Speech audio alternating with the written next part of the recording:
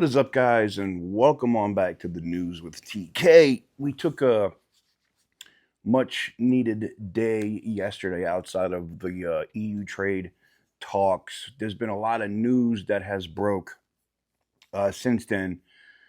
Today, we're talking about this Pete Hegseth leak and the NPR uh, BS that is coming out. The Secretary of Defense came out this morning through his old job over at Fox and Friends and issued multiple clarifications on what's going on here. Yes, I know the Pope did pass away. Um, yes, news, more religious type news than anything, so it probably won't be a lot of coverage for us on that here. But when it comes to the Secretary of Defense and people being let go for leaking and then continuing to leak information to the press, supposedly, we're going to talk about that here. So without further ado, let's get into it.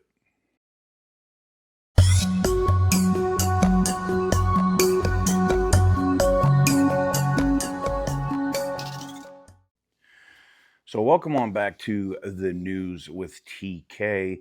So story broke going into day before yesterday that another chat with Pete Hegseth had come out, and uh, he was basically putting information out, and his wife and his attorney and somebody else was in this chat, right? Like, stop it. It came out from NPR, and the story also came out that the president was looking at replacing Pete Hegseth as Secretary of Defense. Fake news. Now, there is one aspect to the story that I don't see a lot of people talking about right now. I made it very clear. I've talked about my pedigree or where I come from, and I've worked in intelligence for over 20 years. I know OSI, Office of Special Investigations of the Air Force, is investigating right now at the Pentagon on these leaks. But what I find interesting here is the media outlet that reported it first, NPR, and then picked up by New York Times and a couple other places. The CEO or person in charge at NPR is also on the board of directors at Signal. Now, I know what a lot of you guys are going to say. Oh, Signal is secure. There's no way. I have not seen anybody at Signal come out with an official response that says they don't have access to the chats on their platform. That'd be a massive national security issue if that was the case. And I would suspend all use of the Signal app if I was in the government. I can just tell you, as somebody that's worked as an NSA contractor, that any app that is based here in the United States, I'll put it like any app that is used here in the United States, whether it's Signal, WhatsApp, iMessage, I don't care. If you think it's encrypted and it can't be seen or those messages are hidden forever, is your local law enforcement agency going to be able to access that information? No. Can the government? You can bet your ass on it. Now, there's other apps that can be used, and yes, that means China can see them, like WeChat.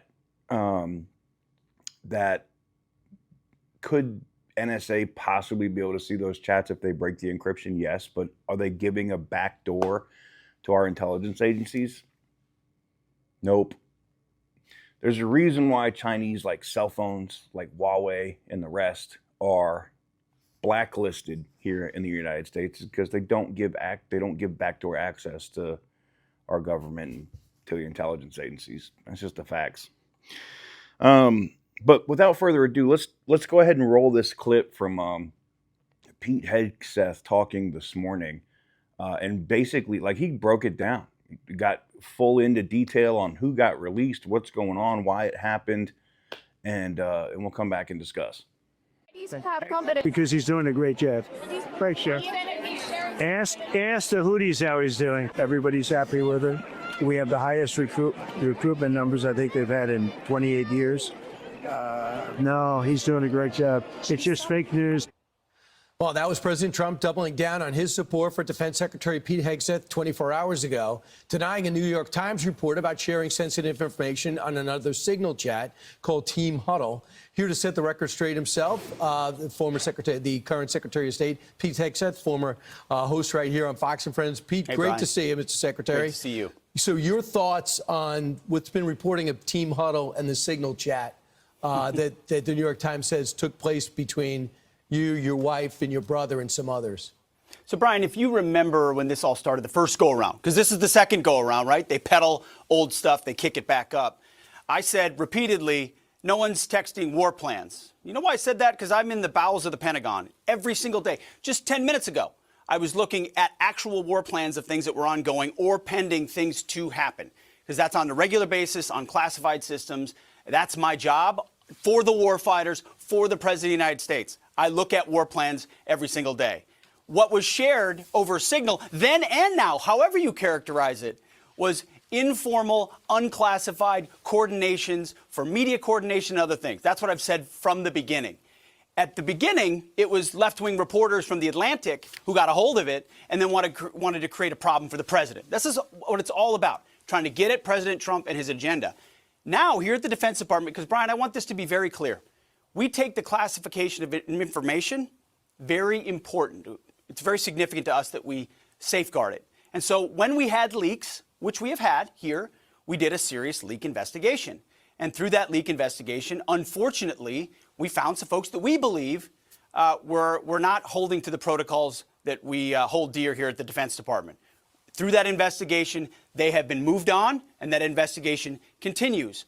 As a result of that, everything we do here is above board, trying to make sure that we safeguard information. In this point, those folks who were leaking, who have been pushed out of the building, are now attempting to leak and sabotage the president's agenda and what we're doing. And that's unfortunate. It's not what I do. It's not how we operate. And so you've got another allegation being pushed again, not based on how we're operating around here. We're for the warfighters. We're for the president. And none of this is based in reality. So, Mr. Secretary, I guess I can conclude this. We know some bizarre situation with Michael Waltz happened with the first time the whole thing with the Signal app came out.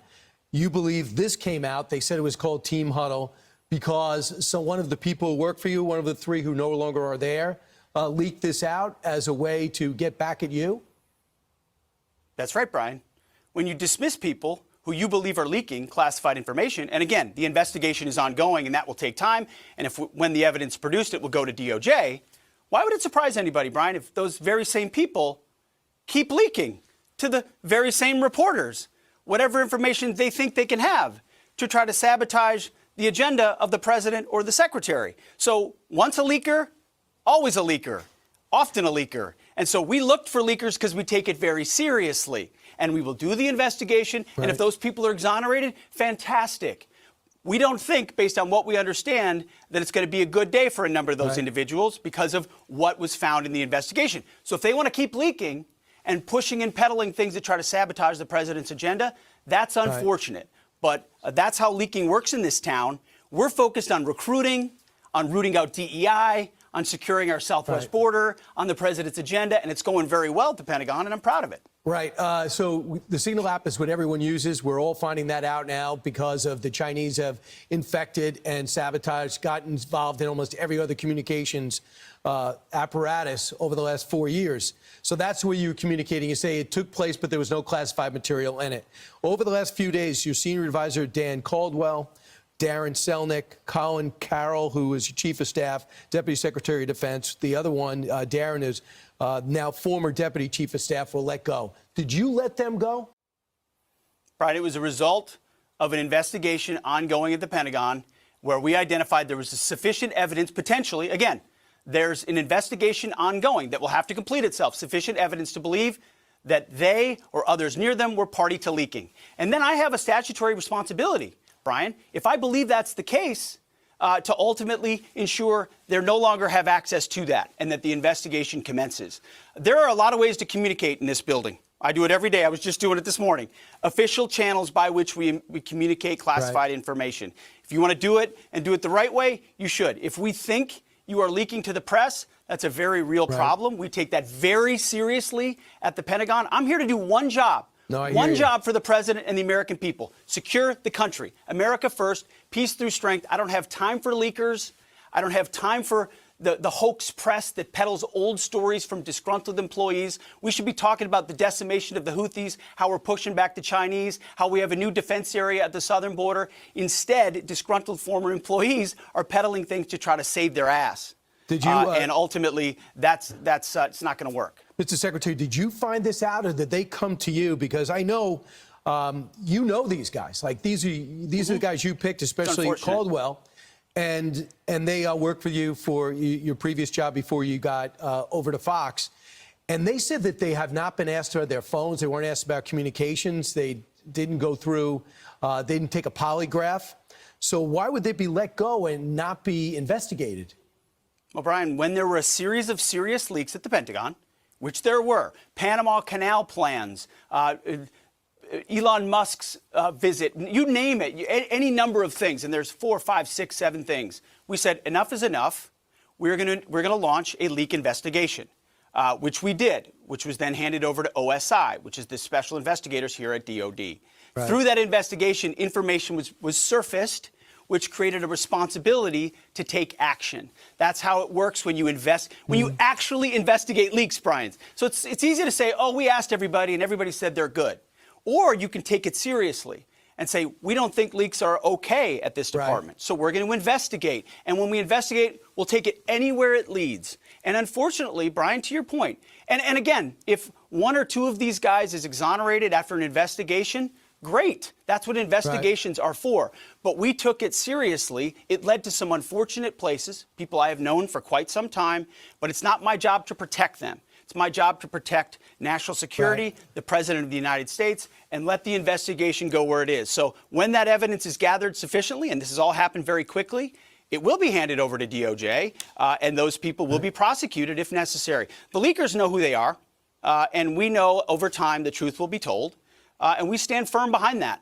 Leaking is not okay in national security policy, and we will stand behind that every day of the week. It looks like Carol. So like I said, there you have it. I mean, you can't say it better than the person that the allegations are coming out against. The president's already made it clear. As you saw, he's doing a great job. Recruitment's up to the highest levels it's been in 28 years. That's insane. They're getting the Pentagon back to what it should be doing, which is war fighting, not creating policies to make people feel warm and fuzzy. The Defense Department, you know, they changed the name from the War Department to Defense Department. They need to be able to produce plans, put out programs, recruit the appropriate people so that in the event that this country ever has to go there, we can end a war quickly, swiftly, and effectively without worrying about whether somebody's in their feelings. That's it. And I think that's what Pete Hegseth's doing. I think he's doing a great job, regardless of how you feel about the man, regardless about how you feel about his history. Oh, he cheated on us. I don't care. I don't care. Is he executing what the president is asking him to do? Is he doing his job? Outside of that, I don't care. I don't. So let me know what you guys think in the comment section down below. Give the video a big thumbs up if you like what I do. Hit the subscribe button if you haven't already. And hey, as always, stay petty, my friends.